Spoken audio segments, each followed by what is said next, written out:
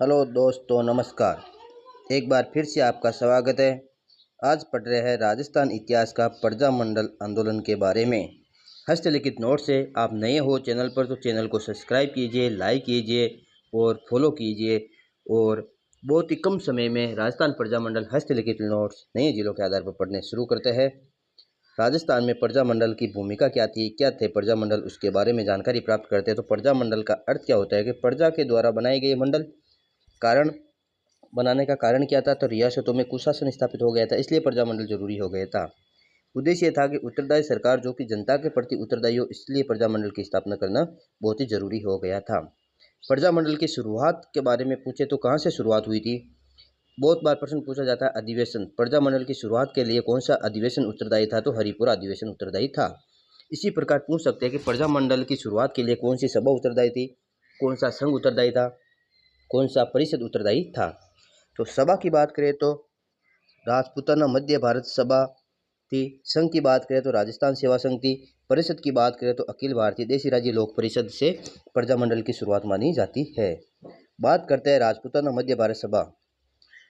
1918 के अंदर स्थापना होती है, चांदनी चौक दिल्ली के अंदर। संस्थापक विजय सिंह पति, गणेश शंकर विद्यार्थी और जमनालाल बजाज थे। उद्देश्य था कि रियासतों की जनता में जागृति लाना, उत्तरदायी सरकार की स्थापना करना। राजस्थान के अंदर राजपूताना मध्य भारत सभा का अधिवेशन होता है 1920 में। कहाँ होता है? अजमेर में होता है। अध्यक्ष कौन बनते हैं? जमनालाल बजाज बनते हैं। बात करते हैं फिर राजस्थान सेवा संघ की। तो राजस्थान सेवा संघ की स्थापना कब होती है? 1919 वर्धा, महाराष्ट्र। संस्थापक की बात करते हैं तो विजय सिंह पति, केसरी सिंह बारट। आर्थिक सहयोग जमनालाल बजाज। उद्देश्य था कि जनता में राजनीतिक चेतना लाना और जनता व जागीरदार के मध्य मधुर संबंध स्थापित करना था। राजस्थान सेवा संघ के द्वारा ही राजस्थान में समाचार पत्र प्रकाशित किए गए थे। तो कौन से थे? राजस्थान केसरी। कब किया था? 1920 में वर्धा, महाराष्ट्र से राजस्थान में स्थानांतरित कर दिया गया था उनको। कब किया था? 1920 में कर दिया था। कहाँ पर किया था? अजमेर में किया था। समाचार पत्र बाद में क्या बने थे? तो नवीन राजस्थान और तरुण राजस्थान बने थे। बहुत बार प्रश्न पूछा जाता है। नवीन राजस्थान 1921 में, तरुण राजस्थान 1923 के अंदर। कहाँ? दोनों ही अजमेर के अंदर। संपादक की बात करें तो रामनारायण चौधरी नवीन राजस्थान और तरुण राजस्थान के संपादक जयनारायण व्यास थे। बात करते हैं अखिल भारतीय देशी राज्य लोक परिषद की। तो स्थापना होती है 1927 मुंबई के अंदर। इसके अध्यक्ष थे दीवान रामचंद्र राव। बहुत महत्वपूर्ण प्रश्न आएगा। अखिल भारतीय देशी राज्य लोक परिषद की स्थापना अध्यक्ष कौन थे? तो दीवान रामचंद्र राव थे। राजस्थान में अधिवेशन कब होता है? तो 1931 में होता है। कहाँ होता है? अजमेर में होता है। अध्यक्षता कौन करते हैं? राम नारायण चौधरी करते हैं। फिर बात करते हैं हरिपुरा अधिवेशन, कांग्रेस का हरिपुरा अधिवेशन कब होता है? 1938 में होता है। कहाँ पर होता है? हरिपुरा, गुजरात में होता है। अध्यक्ष सुभाष चंद्र बोस बनते हैं। उद्देश्य कांग्रेस देशी रियासतों के प्रजामंडल को समर्थन देने वाला कौन सा अधिवेशन था? हरिपुरा अधिवेशन था। राज्य में प्रजामंडल की बात करें तो प्रजामंडल का क्या राजनीतिक कैरियर है? बात करें प्रथम प्रजामंडल तो जयपुर प्रजामंडल 1931। राज्य का पहला राजनीतिक प्रजामंडल कौन सा था? तो मारवाड़ प्रजामंडल 1934। आने वाले समय में यह प्रश्न पूछा जाएगा कि राज्य का पहला राजनीतिक प्रजामंडल कौन था? तो मारवाड़ प्रजामंडल था। इसकी स्थापना 1934 में होती है। अंतिम प्रजामंडल झालावाड़ प्रजामंडल था 1946 के अंदर। अब बात करें जयपुर प्रजामंडल को, अपन विस्तार से पढ़ेंगे जयपुर प्रजामंडल के बारे में। जयपुर प्रजामंडल राज्य का पहला प्रजामंडल था। जयपुर राज्य में जनजागृति व राजनीतिक चेतना लाने वाले कौन थे? तो अर्जुनलाल सेठी थे। तो अर्जुनलाल सेठी के बारे में जानकारी प्राप्त करते हैं कि उनका जन्म 9 सितंबर 1880 को हुआ था। कहाँ पर हुआ था? जयपुर में हुआ था। अर्जुनलाल सेठी का भी उपनाम था। तो राजस्थान का दधीची के नाम से उपनाम प्रसिद्ध किसका है? तो अर्जुनलाल सेठी का है। 1905 में, 1907 में, 1908 ये बहुत ही महत्वपूर्ण सन रहने वाली है। तो 1905 में जैन शिक्षा प्रचारक समिति जयपुर के अंदर स्थापना करते हैं अर्जुनलाल सेठी। 1907 में जैन शिक्षा सोसाइटी की स्थापना कहाँ पर करते हैं? अजमेर में।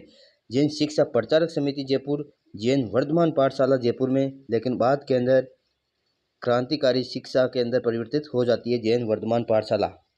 जैन शिक्षा सोसाइटी की बात करें तो अजमेर बताना है। अर्जुनलाल सेठी जैन परिवार से संबंधित थे। इन्होंने एक सिद्धांत दिया था कि अकेलो चलोरे का सिद्धांत संबंधित है अर्जुनलाल सेठी से है। कतन अर्जुनलाल सेठी नौकरी करेगा तो अंग्रेजों को भारत से बाहर कौन निकालेगा। इसमें आएगा कि अंग्रेजों को भारत से बाहर कौन निकालेगा, खालिस्तान अर्जुनलाल सेठी नौकरी करेगा, ऐसा प्रश्न पूछ सकते हैं। अर्जुनलाल सेठी की मृत्यु 23 दिसंबर 1941 अजमेर में हुआ था और अजमेर में इनको दफना दिया गया था। ददीची जैसा त्याग और दृढ़ता लेकर जन्मे थे और उसी दृढ़ता से उन्होंने मृत्यु को गले लगा दिया। ये कथन किसके बारे में है तो अर्जुनलाल सेठी के बारे में। किसने कहा था? सुंदरलाल ने। बहुत ही सुंदर कथन है, इसलिए सुंदरलाल। बस यही बात याद रखना है।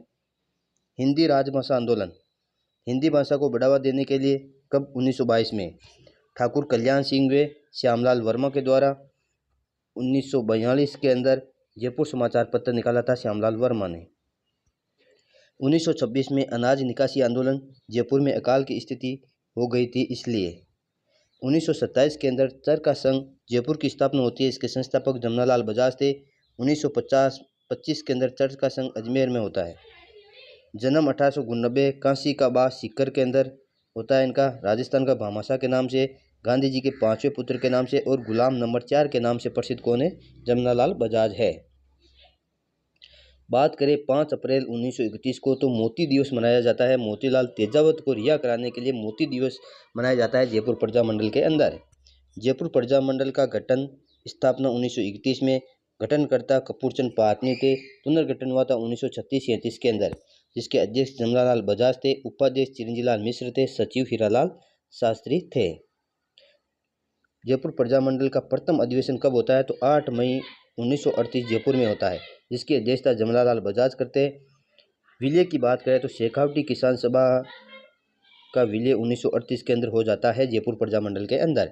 शेखावटी किसान सभा का विलय जयपुर प्रजा मंडल में कब होता है तो 1938 में होता है।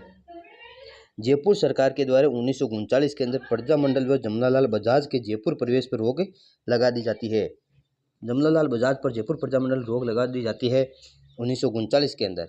दोस्तों, आप चैनल पर नहीं हो तो चैनल को सब्सक्राइब, लाइक और शेयर कीजिए। बहुत ही कम समय में हस्तलिखित नोट्स आपको उपलब्ध हो रहे हैं। जयपुर में सत्याग्रह 1939 में होता है। इसके अंदर रमा देवी और दुर्गावती शर्मा गिरफ्तार हो जाती है। जयपुर सत्याग्रह किसान दिवस 1 मार्च 1939 को, जयपुर दिवस 12 मार्च 1939 को। 1940 में प्रजा मंडल व सरकार के मध्य एक समझौता होता है।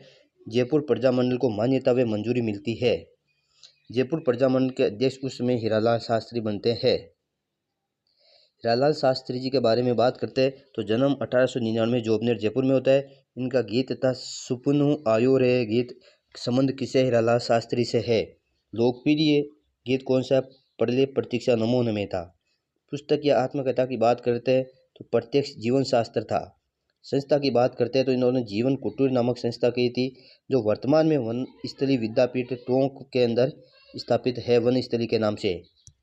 एक होता है जेंटलमैन एग्रीमेंट समझौता, किस प्रजा मंडल से? जयपुर से है। कब होता है? 16 सितंबर 1942 को। मध्य हीरालाल शास्त्री, मिर्जा इस्माइल।